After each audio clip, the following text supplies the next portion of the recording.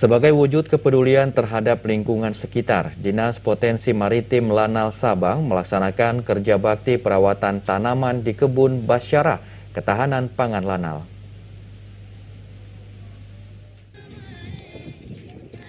Kerja bakti perawatan tanaman di kebun Basyarah Ketahanan Pangan Lanal merupakan tindak lanjut dari arahan Komandan Lanal Sabang, Kolonel Laut Pelaut Ardi Sunario, melalui Paspotmar Lanal Sabang Kapten Laut Kesehatan Eko Chandra Aprilianto, agar melaksanakan perawatan secara rutin pada kebun Basyarah Ketahanan Pangan milik Lanal Sabang, sehingga tanaman yang telah ditanam dapat tumbuh dengan subur. Kebun Basyarah Ketahanan Pangan Lanal Sabang diresmikan oleh Komandan Lanal Sabang, Kolonel Laut Pelaut Ardi Sunario pada tanggal 3 September 2021 lalu.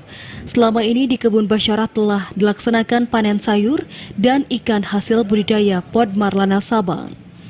Dan Lanal berharap ke depan agar Kebun Basyarah Ketahanan Pangan Lanal Sabang dapat lebih berkembang dengan berbagai jenis komoditi tanaman, sehingga hasilnya dapat dinikmati oleh personel Lanal Sabang. Dari Sabang, Mahfud TV Raja melaporkan.